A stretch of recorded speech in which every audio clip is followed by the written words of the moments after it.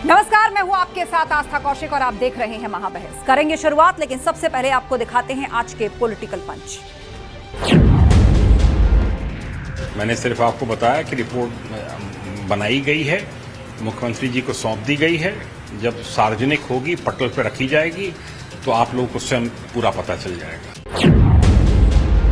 कि पूरी तरह से दंगा सुनियोजित था। जो स्थानीय सांसद थे समाजवादी पार्टी के, उन्होंने और जो इंतजामिया कमेटी थी मस्जिद की, उन लोगों ने साजिश रच करके इस दंगे को कराने का काम किया था। जब भी कोई बहुत ही विशेष मुद्दा होता है तो उस मुद्दे से भटकाने के लिए भारतीय जनता पार्टी के लोग या उनका गुट कोई ना कोई इस तरह के प्रकरण करता है जो लोगों के बीच में भ्रम फैला सके और सही मुद्दों से ध्यान भटका सके।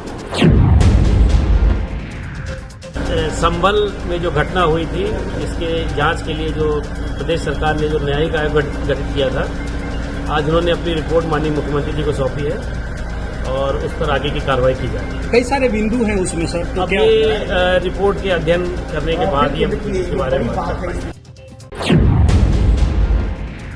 तो तमाम रिपोर्टों के पीछे, ये इस पूरे एक्सरसाइज के पीछे मकसद यही है कि किसी तरह हिंदू मुस्लिम डिवाइड हो, हिंदू मुस्लिम के बीच में नफरत और घृणा बढ़े। कैसे हिंदुओं को प्रताड़ित किया जाए, कैसे जहां हिंदू चार घर है वहां कैसे दंगे किए जाएं, ये सारे के सारे उस रिपोर्ट में आया है। कितनी दुर्भाग्य की बात है। मैं पूछना चाहता हूं कि जो लोग हिंदू मुस्लिम एकता की बात करते हैं वो लोग क्यों चुप हैं। महामंदिर के ऊपर जो विवाद हुआ था और कहा गया था इसको ढक दिया गया, इसकी दीवारें खड़ी कर दी गई, मंदिर के पुजारी ने और मुतवल्ली ने सामने आकर ये कहा था कि नहीं, हमें किसी ने यहाँ से नहीं भेजा, किसी ने हमको मजबूर नहीं किया जाने पर हम अपने काम की वजह से दूसरी जगह सेट हो गए हैं। जब से देश आज़ाद हुआ है तब से लेके आज तक अगर हम देखें तो वहाँ लगातार वहाँ पर हिंदुओं का पलायन हुआ है। तो इस चीज़ की गंभीरता से अभी और जांच होने की आवश्यकता है कि कौन सी ऐसी शक्तियां हैं जिसकी वजह से वहाँ के हिंदुओं को संभल छोड़ना पड़ा। डबल इंजन की सरकार नफरत पैदा कर रही है, कहीं हिंदू मुसलमान कर रही है तो हिंदू सिख कर रही है, कहीं जात में फंसा करके देश के लोगों को टुकड़े टुकड़े में बांट करके सत्तासीन हुई है। देखिए, संभल की जांच रिपोर्ट सिट ने जो प्रस्तुत की है उसका भी कोई अवलोकन नहीं किया हम लोगों ने। अवलोकन करने के उपरांत ही सही बात तो जब सामने आएगी। वैसे दंगे के कारण जो है कभी भी डेमोग्राफी नहीं होती है। तो संभल में हुए दंगे को लेकर जांच कमेटी ने 450 पेज की डिटेल रिपोर्ट सौंपी है और इस रिपोर्ट के मुताबिक संभल में वक्त वक्त पर 15 दंगों का सीधा असर यहां की डेमोग्राफी पर पड़ा है। कभी संभल में 45% आबादी हिंदुओं की थी, लेकिन लगातार होने वाली हिंसा और असुरक्षा की वजह से आज ये घटकर सिर्फ 15 से 20% रह गई। पिछले साल हुए दंगों पर रिपोर्ट में बड़ा खुलासा हुआ। रिपोर्ट के मुताबिक हालिया दंगों में हिंदुओं को मारने की प्लानिंग थी और इसके लिए दंगाइयों को बाहर से बुलाया गया। हालांकि हिंदू मोहल्लों में पुलिस की मौजूदगी की वजह से बड़ी घटना टल गई। रिपोर्ट में यह भी दर्ज है कि संभल के सांसद बर्ग और एसपी नेताओं ने 22 नवंबर 2024 को भड़काऊ भाषण दिया था, जिसके बाद 24 नवंबर 2024 को मस्जिद के सर्वे वाले दिन हिंसा भड़की थी। वहीं समाजवादी पार्टी और कांग्रेस ने रिपोर्ट पर सवाल उठाए और पूछा कि इतनी सीक्रेट रिपोर्ट आखिर लीक कैसे हुई। विपक्ष ने आरोप लगाया बीजेपी का वही पुराना प्लान है, हिंदू मुसलमान। और चलिए, चर्चा के लिए गेस्ट पैनल भी हमारे साथ जुड़ रहा है। हमारे साथ मनीष शुक्ला जी हैं, बीजेपी प्रवक्ता, अशोक यादव जी जुड़ गए हैं, सपा प्रवक्ता, हमाम वाहिद जी हमारे साथ कांग्रेस प्रवक्ता जुड़ गए हैं। इसके अलावा मेहताब उस्मानी जी मुस्लिम स्कॉलर हमें ज्वाइन कर चुके हैं। साध्वी विश्वरूपा हमारे साथ हैं, हिंदू धर्मगुरु। पंकज अग्रवाल जी पूर्व निवासी संभल, वो भी हमारे साथ होंगे। आप सभी से चर्चा की हम शुरुआत करें, लेकिन उससे पहले महाबहस के सवालों पर एक नजर डाल लेते हैं। 4.5 पन्नों की रिपोर्ट, संभल के 78 वर्षों का सच। एक कमेटी बनाई गई थी दंगों के बाद, जिसे संभल पर डिटेल रिपोर्ट जो है वो सीएम योगी को सौंपी है। 450 पन्नों की रिपोर्ट है और उसमें जो संभल के 78 वर्षों का जो डेमोग्राफिक चेंज है, यहाँ की परिस्थिति है, यहाँ की आबादी अनुपात, हिंदू मुसलमान पलायन, बहुत सी बातों का इसमें जिक्र है। तो सवाल यही उठ रहा है कि इसके पीछे का सच क्या बाहर आ रहा है या आ गया है, जैसा ये रिपोर्ट कहती है। संभल में क्यों भड़की हिंसा, कैसे बिगड़े हालात, इस पर भी इस रिपोर्ट में कई बिंदु बताए गए हैं। क्या जानबूझकर बदली गई संभल की आबादी, ये भी एक बड़ा सवाल है संभल को लेकर, जो हमेशा से चर्चा में रहता है और इस पर राजनीति भी खूब जमकर होती है। तो गेस्ट पैनल हमारे साथ जुड़ चुका है, तो चलिए चर्चा की शुरुआत करते हैं। सबसे पहले सवाल मनीष शुक्ला जी आपसे यही, ये जो रिपोर्ट सौंपी गई है कमेटी द्वारा, इसे लेकर समाजवादी पार्टी और कांग्रेस सवाल खड़े कर रहे हैं। पहला तो ये उनका ये कहना है कि इस कमेटी के मेंबर्स कौन थे, कि सीएम ने इस कमेटी को बनाया, इसमें ना तो कोई रिटायर्ड पूर्व जज हैं और मतलब एक निष्पक्षता की वो इशारा वो लोग कर रहे हैं कि इस कमेटी को लेकर सवाल। और दूसरा ये कि इस कमेटी की रिपोर्ट अगर इतनी सीक्रेट है तो ये सब बाहर कैसे आया, कि वहाँ की डेमोग्राफी चेंज हो गई या वहाँ से कितने हिंदुओं का पलायन हुआ, वो इन आंकड़ों को भी नकारते हैं। देखिए आस्था जी, सबसे महत्वपूर्ण है कि रिपोर्ट ने जो खुलासा किया है उसने कांग्रेस और कांग्रेस जैसे तमाम जो फ्रॉड सेकुलरिज्म के पोषक दल थे उनके स्याह चेहरों को जनता के सामने रखा है। 15 अगस्त 1947 को एक तरफ कांग्रेस और तमाम ऐसे लोगों ने पाकिस्तान बनाया और दूसरा हर जिले में पाकिस्तान बनाने की एक साजिश रची, जिसका जीता जागता उदाहरण संभल है। आजादी के समय 45% यानी उस समय भी 50% से नीचे यानी अल्पसंख्यक हिंदू था, जो आज 15% बचा है, जिससे एक स्पष्ट बात होती है कि जहां हिंदू अल्पसंख्यक होगा वहां अल्पसंख्यक होता जाएगा, वो चाहे पाकिस्तान हो, बांग्लादेश हो और चाहे हिंदुस्तान में संभल जैसे स्थान हो। तो निश्चित रूप से ये किंतु परंतु करेंगे।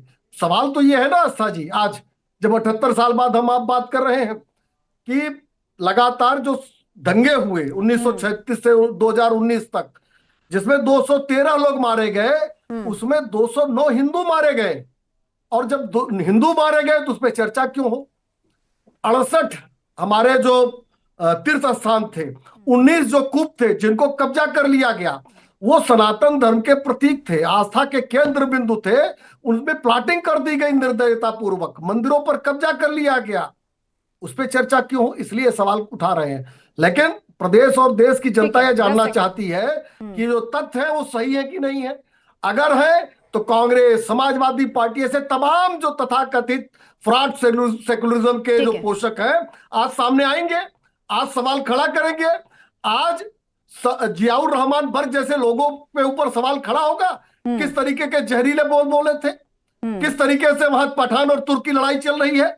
ये समाजवादी पार्टी का सांसद जो स्थानीय कन्वर्टेड मुसलमान है उनको भी जीने नहीं दे रहा है। अशोक यादव जी, एक कमेटी बैठी, उसने पूरे फैक्ट्स को देखा, हर एक पहलू की जांच की और जो मुख्य बातें निकलकर सामने आई वो ये कि एक तो वहां पर तुर्क और पठानों का वर्चस्व, जिसका जिक्र मनीष जी कर रहे हैं, दूसरा कि वहां पर हिंदुओं को बड़े पैमाने पर निशाना बनाने की साजिश थी, वो तो पुलिस की तैनाती थी इसलिए बच गए और उसके लिए लोगों को भी बाहर से लाया गया। मतलब संभल में कुछ सुनियोजित चल रहा है क्या? आस्था जी, पहली बात की जो रिपोर्ट का योगी सरकार न्यायिक रिपोर्ट कर रही है या न्यायिक कमेटी कर रही है वो ठीक नहीं। उसमें एक रिटायर्ड जो है हाई कोर्ट के जस्टिस हैं, जस्टिस DK अरोरा, बाकी 2 लोग सरकार के लोग हैं। एक रिटायर्ड IPS AK जैन जो कि आए दिन टीवी पे डिबेट में भाजपा का बचाव करते हुए दिख जाते हैं, और दूसरे अमित मोहन रिटायर्ड IAS हैं। तो इस रिपोर्ट पूरी तरह से संदेह के घेरे में है और इस रिपोर्ट को लेकर के चंद लाइन की एक शेर है कि लश्कर भी तुम्हारा, सरदार भी तुम्हारा, तुम झूठ को सच लिख दो, अखबार भी तुम्हारा। इस दौर के फरियादी जाएं तो कहां जाएं, कानून तुम्हारा है, दरबार तुम्हारा है। तो ये दरबार कानून सब तो आप ही का है। 2027 में जब दरबार, जनता के दरबार में सब लोग जाएंगे तो वहां सच्चा न्याय मिलेगा। और रह गई बात इस रिपोर्ट को लेकर के जो आपने सवाल किया, ये रिपोर्ट ऐसे वक्त में लाई गई है जब 69,000 शिक्षक भर्ती वाले सड़कों पर लाठी खा रहे हैं। हमारी बहन जो पीडीए समाज से आती केशव मौर्य जी को चूड़ी भेंट कर रही थी, खबर न बन पाई। ये रिपोर्ट कब आई है? जब हमारे जो अभ्यर्थी हैं 3 दिन का जो एक इवेंट मैनेजमेंट कर लेकर के लखनऊ में एक जॉब फेयर लगाया गया, वहां पे उनके बायोडाटा उठा के डस्टबिन में डाले जा रहे हैं। ये रिपोर्ट का बस आस्था जी, जब रसिया से तेल इंपोर्ट हो रहा है उसका लाभ कमा रहे हैं अंबानी जैसे कुछ लोग, अब 50% का टैरिफ देखिए विषय पर रहिए, आस्था जी देखिए विषय पर रहिए, हम लोग संभल की चर्चा यहाँ पर कर रहे हैं। बात हिंदुओं की आई तो चले गए झूठे तर्क लेके शिक्षकों के मामले पे, उस पर भी झूठ बोल रहे हैं। मैं कहूंगा कल इस पे डिबेट कराइए, अशोक यादव बुलाइए, इस पे सुप्रीम कोर्ट में हाजिर हो जाइए। मनीष शुक्ला जी सुप्रीम कोर्ट में हाजिर हो जाइए। 11 महीने से आप लोग गायब हैं। योगी सरकार एब्सकॉन्डर है, समाजवादी योगी पार्टी सरकार सुप्रीम कोर्ट से एब्सकॉन्डर घोषित हो गई है। बोलिए अशोक यादव, योगी सरकार हाजिर नहीं हो रही भाई। जहरीला भाषण देके अरे रिपोर्ट मिट्टी डालने के लिए लाई गई है। रिपोर्ट सारे मूलभूत मुद्दों पे मिट्टी डालने के लिए लाई गई है। संभल का जो स्थानीय आपके एजेंडे को आगे बढ़ाने के लिए रिपोर्ट लाई गई है। हिंदू मुस्लिम का एजेंडा बढ़ाने के लिए रिपोर्ट लाई गई है। ये रिपोर्ट की कोई रिलेवेंसी नहीं है। ये रिपोर्ट जनता के ध्यान को भटकाने के लिए लाई गई है। अच्छा ठीक है, मैं आप दोनों को फिलहाल रोकना चाहूंगी। देखिए 4 पैनलिस्ट और हैं, आप लोग अपने अपने पॉइंट्स को अपने साथ रखिए, मैं फिर लौटूंगी आपके पास। हमाम वाहिद जी, आप बताइए क्या इसको सिरे से खारिज किया जा सकता है? एक कमेटी बैठती है, दंगों की जांच करती है, संभल की परिस्थिति की जांच करती है, और वो कहती है कि हिंदुओं के मोहल्लों को निशाना बनाने की प्लानिंग थी, लोग बाहर से मंगवाए गए, पुलिस की तैनाती थी इसीलिए बच गए। वहां पर टारगेटेड वायलेंस है, वहां पर टारगेटेड पलायन अगर है तो उसकी वजह क्या है? ये भी कि पूर्व की सरकारों, राजनीतिक तुष्टीकरण और असुरक्षा की भावना जिसकी वजह से बड़े पैमाने पर हिंदुओं का पलायन हुआ। देखिए दिशा जी, ये जो शब्द हैं, जो वर्ड है डिवाइड के, डेमोग्राफी के या डिस्ट्रक्शन की, ये बीजेपी के टूल्स है और इसी के बेस पे बीजेपी की पॉलिटिक्स बहुत दिनों से चल रही है। अभी आपने देखा होगा कि कुछ दिन पहले लाल किले की प्राचीर से प्रधानमंत्री जी ने स्वयं डेमोग्राफी की बात की थी। इस प्रकार की राजनीति भारतीय जनता पार्टी लगातार करती चली आई है। उसके पीछे जो उद्देश्य है वो यही है कि देश और प्रदेश में जो ज्वलंत मुद्दे हैं, जो जनता के मुद्दे हैं, जो डेली जो समस्याएं, लेकिन हमाम साहब, डेमोग्राफी का बदलना और उसके पीछे के जो कारण निकलकर सामने आए, क्या उन्हें इग्नोर किया जा सकता है? क्या ये कहा जा सकता है कि ये कोई मुद्दा ही नहीं है? उसी पे आता हूं मैं, आप ही की बातों का जवाब आज एएसआई की खुदाई में जहां कहे गए थे कुएं हैं, वो कुएं निकल रहे हैं। दिशा जी 2027 का चुनाव जैसे जैसे करीब आएगा इस प्रकार की रिपोर्ट आती जाएगी, क्योंकि उसके पीछे जो उद्देश्य है वो डिवाइड एंड रूल, यही भारतीय जनता पार्टी साक्ष्य निकलकर सामने आ रहे हैं, आप उस पर बोलिए ना। उद्देश्य छोड़ दीजिए, उद्देश्य आपका भी पॉलिटिकल है इसलिए आप ऐसा बोल रहे हैं, उद्देश्य मनीष जी का भी पॉलिटिकल है, चलिए वो उस तरह बोल रहे हैं। लेकिन मुझे बताइए जो साक्ष्य निकलकर सामने आ रहे हैं उसको खारिज कर सकते हैं क्या आप? कुएं निकल रहे हैं वहां पर जिनकी केवल जबानी बात रह गई थी। 2027 तक इसी प्रकार की बहुत सारी रिपोर्ट्स आएगी और ये जो राजनीतिक रिपोर्ट है ये मुख्यमंत्री के आदेश से, उनकी मंशा के मुताबिक से तैयार की गई है और उसमें सिर्फ ये भी क्या कोई राजनीतिक आरोप है? क्योंकि जो एएसआई सर्वे हो रहा है, जो खुदाई वहां पर हो रही है, उसमें तो तमाम ऐसे साक्ष्य निकल रहे हैं। निश्चित रूप से मामला कोर्ट के थ्रू चल रहा है, कोर्ट के थ्रू ये मामला चल रहा है, लेकिन जो सबूत निकलकर सामने आ रहे हैं आप केवल उसको राजनीतिक जबान में और राजनीतिक कह के खारिज कर रहे हैं। कम से कम कोई तथ्य आप पेश करते। ठीक है, ठीक है, हमारे बीच में साध्वी विश्वरूपा जी भी हैं, हिंदू धर्मगुरु, उनकी भी बात सुन लेते हैं। साध्वी जी, आप सबकी बात सुन रही हैं, यहाँ पर आपका कमेंट। कहा जा रहा है कि संभल का मुद्दा केवल और केवल राजनीतिक है। रूप से आस्था जी, बिल्कुल ये जो तुष्टीकरण की राजनीति है तो ये बिल्कुल सभी अंधे होके बैठे हैं। मुझे तो चिंता का विषय है कि सब कुछ सामने नजर आ रहा है और मुझे नहीं समझ आ रहा कि राजनीति इतनी क्या हावी हो गई कि आपकी मानवता खत्म हो गई है। क्या ये झूठ बात है? जो साक्ष्य नजर आ रहे हैं उनको भी आप मना कर रहे हैं, उनसे भी आप डिनाई कर रहे हैं।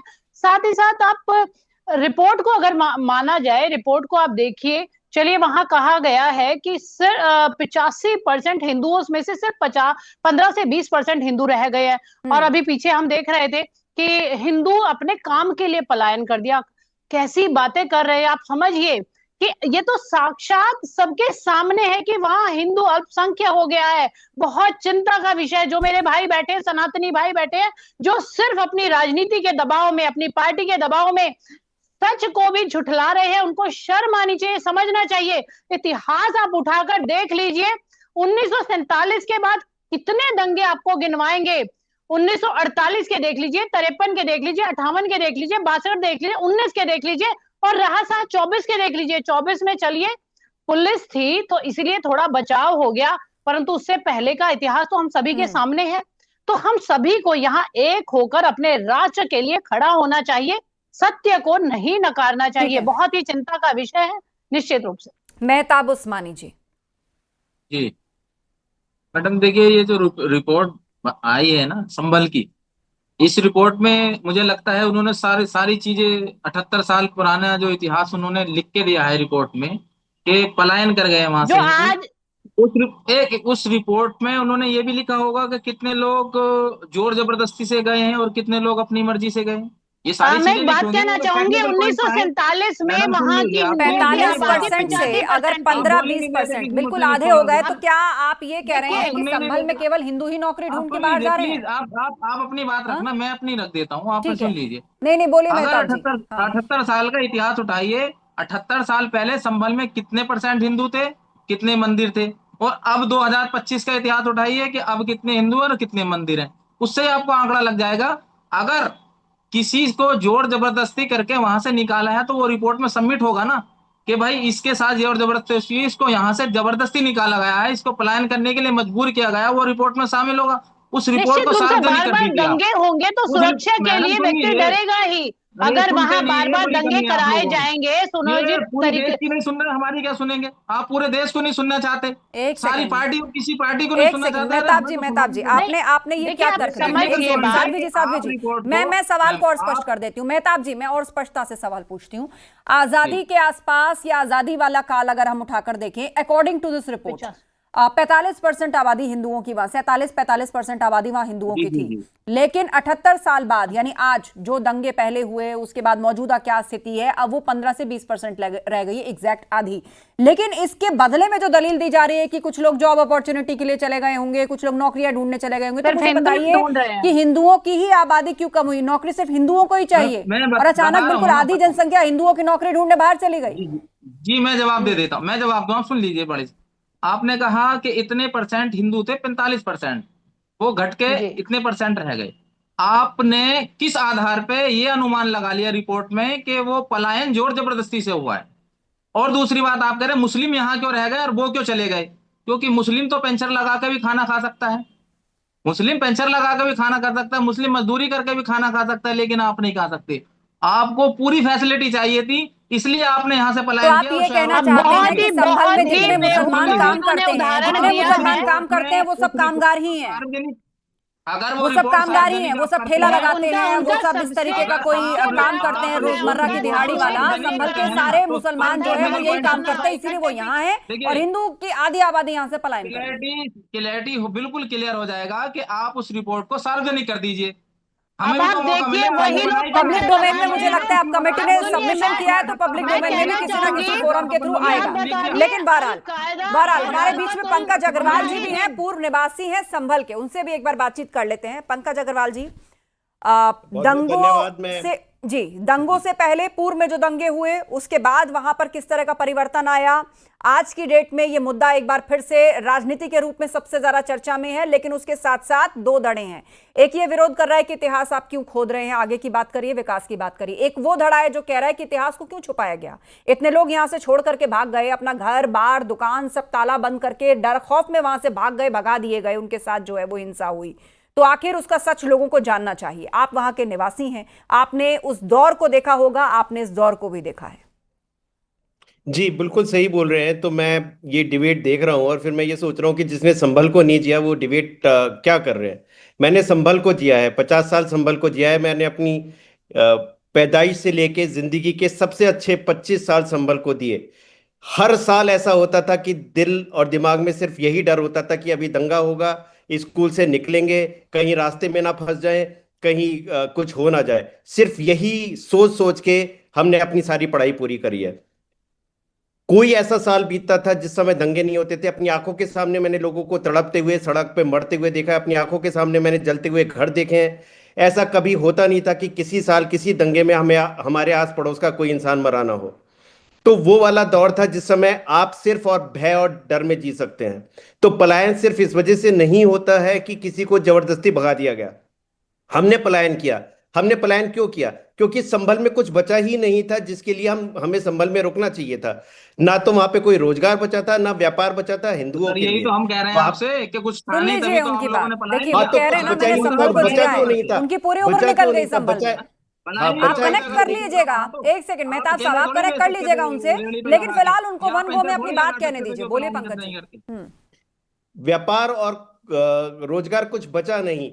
खांड की मंडी होता था, पिपरमेंट की मंडी होता था, क्योंकि उस व्यापार पे, उस रोजगार पे कब्जा होता चला गया जो बहुसंख्यक थे, और उसकी वजह से कोई रास्ता ही नहीं बचा वहां से बाहर निकलने मतलब के अलावा। संभल में जो बहुसंख्यक थे या कौन? जो संभल में बहुसंख्यक थे। आप मुसलमानों की बात कर रहे हैं ना, स्पष्ट रूप से, क्योंकि जब जी। कमेटी ही इस आधार पर अपनी रिपोर्ट फाइल कर रही है, परसेंटेज की बात कर रही है, तो let's be very clear about it.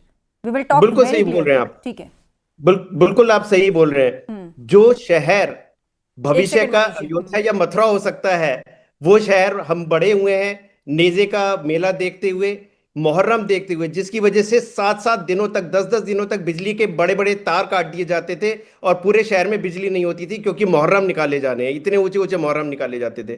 तो हम वो दौर देख देख के बड़े हुए हैं कि 10-10 दिन तक बिजली सिर्फ इसलिए नहीं आ रही है क्योंकि मुहर्रम का जुलूस निकालना है। तो डर और भय का माहौल, इसी को देख देख के बड़े हुए हैं, इसी को देख देख के हमने अपनी जिंदगी जी है। अब लेकिन आज जो लोग ये दलीलें दे रहे हैं, पंकज जी, आज जो लोग ये दलीलें दे रहे हैं कि हिंदू है वो एम्बिशियस होता है, उसको और फैसिलिटीज चाहिए, इसीलिए अच्छी अपॉर्चुनिटी और जॉब्स के लिए उसने वहां से पलायन किया, कुछ और शहरों का रुख किया जहां बढ़िया बिजनेस जमता या बढ़िया नौकरी मिलती, या वो चाहता कि हमारी आने वाली पीढ़ियां फ्यूचर वहां हो। ये भी एक दलील आ रही है, आप सुन रहे हैं सबकी बात। उसके बाद मनीष जी और फिर साध्वी जी। हाँ, बिल्कुल सही बात है, ऐसा ही होता है। तो संभल को उससे क्यों विचलित किया गया, उससे क्यों वंचित किया गया संभल को, कि संभल में वो अवसर ना मिले? एक समय ऐसा था जब संभल यूपी की सबसे पिछड़ी तहसील थी, वो भी एक दौर था। वो ऐसा क्यों था? तो उस बात को, अगर हम संभल की प्रोग्रेस होती तो सभी जगह की प्रोग्रेस होती। अगर सब जगह की प्रोग्रेस हो रही है तो संभल की प्रोग्रेस क्यों नहीं? और उसके लिए बहुत बड़ा एक रीजन ये था कि डेमोग्राफिक लेवल पे चेंजेस होते चले गए, जिसकी वजह से बहुत सारे लोगों को पलायन करना पड़ा, चाहे वो मानसिक वजह से करना पड़ा या शारीरिक वजह से करना पड़ा, बट पलायन हुआ। मनीष जी, देखिए आस्था जी, 1978 में होली के बाद जो दंगे हुए, जिसमें 184 हिंदुओं का नरसंहार किया गया था, उसका कारण आप जानिए तो आप आश्चर्यचकित रह जाएंगे, और अग्रवाल साहब की बात भी तस्दीक हो जाएगी। वहां एक सेठ जी थे जो सूद पे पैसे दिया करते थे, लोगों की मदद किया करते थे, और उनकी हत्या सबसे पहले उस दंगे में उन्हीं की हत्या की गई। क्यों की गई? हत्या भी कर देंगे, दंगा भी हो जाएगा, और जो पैसा दिया गया था, जो उन्होंने सहायता में पैसा दिया था, वो पैसा भी नहीं देना पड़ेगा। तो कौन व्यवसायी वहां फिर टिक पाता? और आधी नहीं हुई है, 2/3 हिंदू पलायन कर गए। आप अन्य शहरों से तुलना कर लीजिए, देखिए वहां सुनियोजित तरीके से हिंदुओं को, चूंकि 45% थे, बांग्लादेश पाकिस्तान के हालात से जी रहे थे, वहां जो तथाकथित फ्रॉड सेक्युलरिज्म के समर्थक जो पार्टियां हैं, चाहे कांग्रेस हो चाहे समाजवादी पार्टी हो, आपके चैनल पे बैठ के बेशर्मी से अभी भी उनको डिफेंड कर रहे हैं। अरे 184 हिंदुओं का नरसंहार हुआ था, लिखा पढ़ी में। 213 लोग पूरे दंगों के दौरान मारे गए, उसमें 209 लोग हिंदू मारे गए।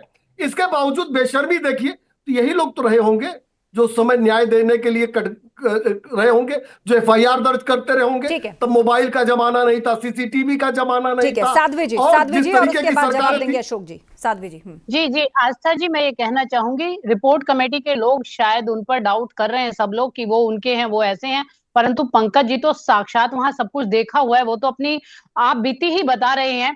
और बार बार जो बात की जा रही है कि उनकी इच्छा थी, वो बहुत एम्बिशियस थे, वो काम के लिए गए, वो काम के लिए नहीं गए। संभल को मिनी पाकिस्तान बना दिया गया था, जैसे पंडितों को वहां से पलायन करना पड़ा अपनी जान बचाने के लिए, तो निश्चित रूप से यहाँ संभल से भी हिंदुओं को सिर्फ अपनी जान बचाने के लिए, काम तो बहुत बाद की बात है, जिंदा रहेंगे तभी तो कुछ काम कर पाएंगे, तभी तो कुछ सपने देख पाएंगे। ठीक है अशोक जी, तो ये बिल्कुल स्पष्ट है। देखिए आस्था जी अभी साध्वी जी कह रही हैं कि संभल को मिनी पाकिस्तान बना दिया गया। आप ये बताइए, 2017 से योगी जी हैं, अपने आप को हिंदुत्व के बहुत बड़े रखवाले बताते हैं। आपने मिनी पाकिस्तान को हिंदुस्तान बनाने में क्या किया? कुछ किया? नहीं किया। क्योंकि देखिए हिंदुओं की मैं एक बात कहना चाहूंगी, सनातनियों की यही बहुत अच्छी बात है। अगर हमें कुछ चाहिए तो अरे आवाज थोड़ा डाउन करिए इनकी। लेते हैं। देखिए दो बातें आस्था जी साध्वी जी, आस्था जी दो बातें आस्था जी सिर्फ 2 बातें इसमें। इन्होंने 2017 से अब तक मिनी पाकिस्तान को हिंदुस्तान बनाने के लिए कुछ नहीं किया, क्योंकि ये या तो इनकी संलिप्तता है या तो इनका फेल्योर है। 2 कारण है। या तो भाजपा और योगी सरकार, मोदी सरकार की संलिप्तता है पूरे कार्यक्रम में कि धर्मांतरण होता रहे, माइग्रेशन होता रहे, डेमोग्राफी चेंज होती रहे, ताकि इनका राजनीतिक लाभ होता रहे, या तो इनका संलिप्तता है या तो इनका फेल्योर है। उसके बाद मैं चाहूंगी जी आस्था जी, बिल्कुल यही बात है जो सनातनियों की, हम हिंदू की एक बात है कि हम बिल्कुल हिंसा के विरोध में रहते हैं और सदैव हम संविधान का सहारा लेते हैं। इतिहास उठाकर देख लीजिए, कभी भी अगर कोई अत्याचार हुआ है, कुछ गलत हुआ है, हम पूरे संविधान के हिसाब से चले हैं, क्योंकि हमने कभी भी हिंसा का सहारा नहीं लिया। बोलिए हमाम साहब, फिर लास्ट कमेंट मेहताब जी और फिर मनीष जी। आस्था जी, दंगे के इतिहास की बात हो रही है, वैसे तो मैं ये बात कहना नहीं चाह रहा था, लेकिन अगर इस देश में, प्रदेश में कोई दंगा पीड़ित है तो वो मुसलमान है। किसी की दुकानें अगर लूटी गई तो वो मुसलमान की लूटी गई, किसी के घरों को अगर तोड़ा गया तो वो मुसलमान के घरों को तोड़ा गया, और किसी के धार्मिक स्थल पर अगर नंगा नाच नाचा गया। Final comment Manish ji, final comment. देखिए अभी अखिलेश यादव की पार्टी के प्रवक्ता पूछ रहे थे, समय खत्म हो रहा है मेरे पास। भारतीय जनता पार्टी ने क्या किया? भारतीय जनता पार्टी ने उन 68 तीर्थ स्थानों को खोजा। भारतीय जनता पार्टी की जान रही है, आप सभी ने अपने अपने वक्त में बात कही है। 19 कूपों को खोजा, और समाजवादी पार्टी की जो साजिश थी 2024 12 नवंबर भाजपा की संलिप्तता है पूरे दंगे में, संभल के दंगे में भाजपा शामिल है। अशोक जी, हमाम जी, आप दोनों शांत रहिए। संभल को कंप्लीट करिए मनीष जी। और ये कांग्रेस के प्रवक्ता और समाजवादी पार्टी के प्रवक्ता, कुल मिलाकर इस मुद्दे पर एक बार फिर से राजनीति शुरू हो गई है और ऐसा लग रहा नहीं है कि फिलहाल इस मुद्दे पर ये सियासी वार पलटवार थमने वाला है। आप सभी मेहमानों का धन्यवाद इस चर्चा में शामिल होने के लिए। तो रिपोर्ट में यह भी दर्ज है कि संभल के सांसद बर्क और एसपी नेताओं ने 22 नवंबर 2024 को भड़काऊ भाषण दिया था और उसके बाद 24 नवंबर 2024 को मस्जिद के सर्वे वाले दिन हिंसा भड़की थी। वहीं सपा और कांग्रेस ने रिपोर्ट पर सवाल खड़े किए और पूछा है कि इतनी सीक्रेट रिपोर्ट आखिर लीक कैसे हुई। तो दूसरी तरफ बीजेपी लगातार इस बात को लेकर पुरजोर तरीके से कहती रही है कि आखिर जो इतिहास के अंदर सच्चाई है वो सामने आनी चाहिए, जिसके साथ नाइंसाफी हुई है उसको इंसाफ मिलना चाहिए। महाबहस में इतना ही, खबरें जारी हैं, आप बने रहिए।